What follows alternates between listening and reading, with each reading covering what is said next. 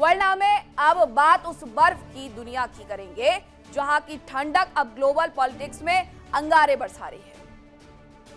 कहते हैं अंधा क्या चाहता है, दो आंखें। और डोनाल्ड ट्रंप को इन दिनों बस एक ही चीज नजर आ रही है, ग्रीनलैंड। वही ट्रंप जो दुनिया को एक मार्केट समझते हैं, उन्होंने ग्रीनलैंड पर एक ऐसी नजर गड़ाई है कि डेनमार्क के पैरों तले जमीन खिसका दी है। ट्रंप के लिए ग्रीनलैंड अब कोई देश नहीं है, बल्कि ये एक रियल एस्टेट डील हो गई है। ट्रंप की नजर सिर्फ वहां की बर्फ पर नहीं है, बल्कि उसके नीचे छिपे हुए बेशुमार खजाने पर है। लेकिन रुकिए, ट्रंप अभी चेक काट ही रहे थे कि इस बीच में एंट्री हो गई है खिलाड़ियों की। ट्रंप सोच रहे थे कि मैदान साफ है, लेकिन कनाडा और फ्रांस ने दिखा दिया है कि वो पीछे नहीं जाएंगे। ग्रीनलैंड की राजधानी नूक में रातों रात कनाडा और फ्रांस ने अपने कॉन्सुलेट यानी वाणिज्य दूतावास खोल करके झंडे गाड़ दिए हैं कि हम आ गए हैं, अब लड़ना है तो आइए मैदान में, देखते हैं।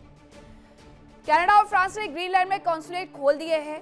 दोनों देशों का कहना है कि यह फैसला पहले से तय था, लेकिन इसकी जो टाइमिंग है अमेरिका के लिए वो कड़ा संदेश भी है। फ्रांस और कनाडा ने मैसेज एकदम क्लियर कर दे दिया है। रणनीतिक और खनिज संसाधनों से भरपूर ग्रीनलैंड प्रॉपर्टी नहीं, ग्रीनलैंड को प्रॉपर्टी की तरह खरीदा नहीं जा सकता है। ये इन देशों ने पूरा एग्जाम्पल सेट किया है और संदेश भी दिया है। इन देशों ने ग्रीनलैंड की संप्रभुता का समर्थन किया, अंतरराष्ट्रीय गठबंधनों के जरिए समर्थन किया। फ्रांस ऐसा करने वाला पहला यूरोपीय संघ वाला देश बन गया है। स्वायत्त डेनिश क्षेत्र में अपना राजनयिक मिशन स्थापित इनकी तरफ से कर दिया गया है।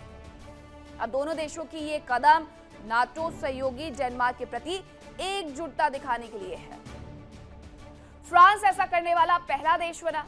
यह सिर्फ एक ऑफिस नहीं है, यह ट्रंप की मंशा के ताबूत में आखिरी कील है। ट्रंप वहां जमीन खरीदने की बात कर रहे थे और इधर ईयू देशों ने वहां अपना अड्डा जमा लिया है।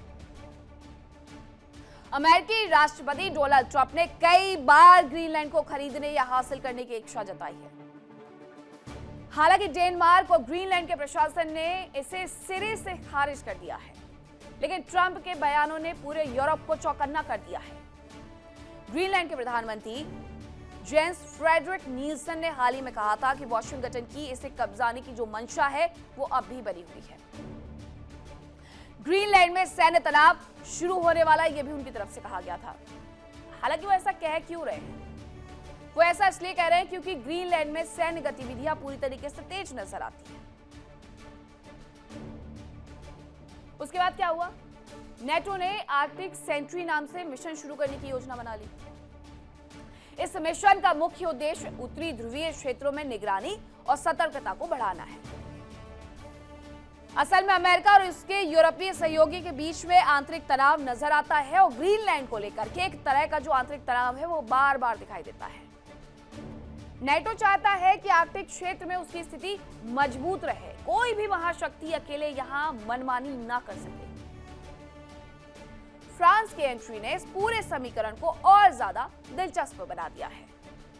फ्रांस का वहां जाकर के अपना वाणिज्यिक दूतावास खोलना ईयू की ओर से एक मजबूत संदेश है कि ग्रीनलैंड केवल अमेरिका के प्रभाव क्षेत्र में नहीं रहेगा। कनाडा भी अपनी उपस्थिति बढ़ा रहा है और वहां नई कॉन्सुलेट खोल दिया है उसने। फ्रांसीसी विदेश मंत्रालय ने आधिकारिक तौर पर इसकी पुष्टि की है और कनाडा ने भी यहां अपना कॉन्सुलेट खोल दिया है। अब कनाडा और फ्रांस के इस कदम को एक बड़े राजनीतिक संकेत के रूप में देखा जा रहा है। फ्रांस वहां वैज्ञानिक मिशन भी चलाएगा और व्यापारिक भी। यानी फ्रांस ने साफ कह दिया कि यह इलाका हमारा है, यहां तुम्हारी दाल नहीं गलेगी। ग्रीनलैंड में कॉन्सुलेट खोलना कितना बड़ा अहम कदम है वो जानिए कनाडा के लिए। नुक में यह राजधानी है ग्रीनलैंड की, वहां पर कॉन्सुलेट को औपचारिक उद्घाटन करते हुए दिखाया गया है, खोल दिया गया है।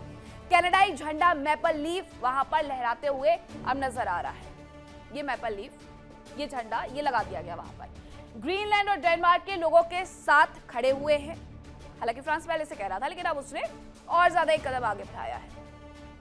कॉन्सुलेट आर्कटिक में कनाडा की मौजूदगी और साझेदारी और नेतृत्व को और ज्यादा मजबूत करेगा। इसके अलावा कनाडा ने 2024 में ही ग्रीनलैंड में कॉन्सुलेट खोलने का वादा किया था और अब वो उस पर आगे बढ़ा है। जून 2025 में, फ्रांस की बात कर लेते हैं हम कनाडा के बाद, जून 2025 में राष्ट्रपति मैक्रो की ग्रीनलैंड यात्रा के दौरान यह फैसला लिया गया था कि वाणिज्यिक दूतावास ग्रीनलैंड में खोला जाएगा। राष्ट्रपति एमेनुएल मैक्रो ने तब यूरोप की एकजुटता जताई थी। मैक्रो ने ट्रंप की महत्वाकांक्षाओं की आलोचना भी उस दौरान की थी और अभी भी वो करते हैं। फ्रांस खुल करके ये कहते हुए नजर आता है कि ट्रंप की जो विस्तारवादी सोच है, जो नीति है, वो बिल्कुल भी सही नहीं है, वो दूसरे देशों की समृद्धता पर खतरा है। ट्रंप ने पिछले महीने डेनमार्क और 7 अन्य यूरोपीय देशों जिसमें France, Germany, UK, Norway, Sweden, Netherland, Finland, इन सब पर नए टैरिफ लगाने की धमकी दी थी। उन्होंने कहा था कि ये टैरिफ तब तक लगेगा जब तक कि ग्रीनलैंड को अमेरिका को पूरी तरह बेच नहीं देता है। अब सवाल यह है कि इस बर्फ के टुकड़े के लिए इतनी माथापच्ची क्यों हो रही है? दरअसल ग्रीनलैंड के नीचे दबे हैं रेयर अर्थ मिनरल्स और अब दुनिया की नई जो लड़ाई है वो इसी को लेकर के है। वो खनिज जिनके बिना आपके स्मार्टफोन से लेकर के फाइटर जेट तक नहीं बन सकते, इसलिए ये बेहद जरूरी है। और चीन का एक अधिकार तोड़ने के लिए अमेरिका बेताब नजर आता है। लेकिन अब फ्रांस और कनाडा ने मोर्चा संभाल लिया है। नेटो की सैन्य हलचल भी बढ़ रही है। रूस और चीन पहले से ही ताक में थे और अब फ्रांस ने नूक में बैठ करके सबकी नींदें उड़ा दी है। ये सिर्फ डिप्लोमेसी नहीं है, बल्कि ये एक तीर से दो शिकार है, संसाधन भी और रणनीतिक बढ़त भी। ट्रंप के लिए ग्रीनलैंड क्यों जरूरी है? चलिए अब आपको ये भी समझा देते हैं कि ये क्यों जरूरी है। गोल्डन डोम प्रोजेक्ट की चाबी ग्रीनलैंड है। ट्रंप ने माना है ग्रीनलैंड अमेरिकी सुरक्षा के लिए बेहद अहम है। गोल्डन डोम यानी कि अमेरिका का mega missile defence system Israel के आयरन डोम से ये प्रेरित है। चीन और रूस से मिसाइल हमलों को रोकना इसका सीधा सीधा मकसद है। आर्कटिक क्षेत्र में ग्रीनलैंड की रणनीतिक लोकेशन, रूस चीन की मिसाइल मूवमेंट पर सीधी नजर, ग्रीनलैंड से अमेरिका को 360 degree missile shield plan, Greenland में दुनिया के कई दुर्लभ खनिजों के भंडार, जिसमें बैटरी, हाईटेक डिवाइस बनाने वाले खनिज मौजूद हैं। इसके अलावा रूसी चीनी जहाजों पर निगरानी के लिए अहम है ग्रीनलैंड, क्योंकि रूस और चीन का जो आर्कटिक में है वो प्रभाव बढ़ रहा है और अमेरिका इस क्षेत्र में अपना दबदबा बना करके रखना चाहता है। अमेरिका यूरोप के सबसे छोटे रूट पर ग्रीनलैंड मौजूद है और ग्रीनलैंड को शामिल कर यूएस की ताकत रूस और चीन से दोगुनी हो जाएगी, इसलिए वो इसे जरूरी बताते हैं। अब आप याद रखिए, ट्रंप व्हाइट हाउस की दहलीज पर खड़े हैं, उनके लिए ग्रीनलैंड का मुद्दा नाक का सवाल है। लेकिन फ्रांस और कनाडा का यह कदम ट्रंप के लिए मुश्किल भरा है।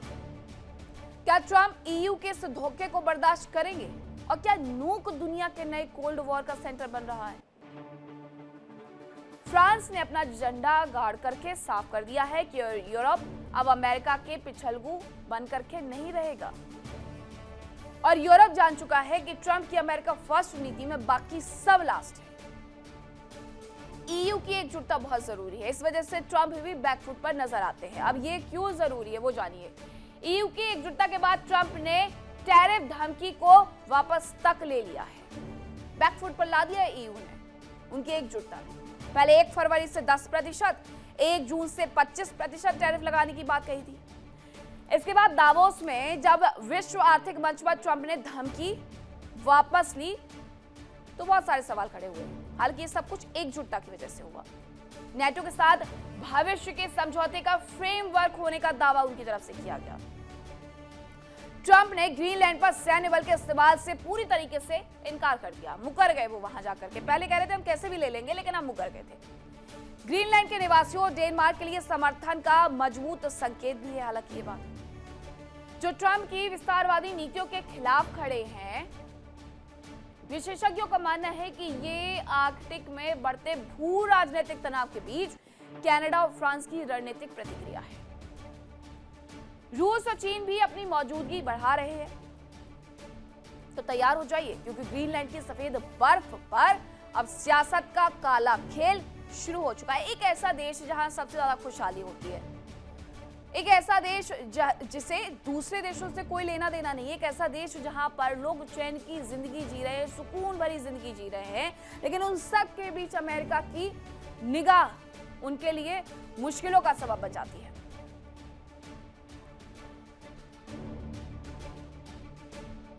हील बनाम ईयू की ढाल, जीत किसकी होगी ये तो वक्त बताएगा, लेकिन इतना तय है कि अब पानी सिर से ऊपर जा चुका है।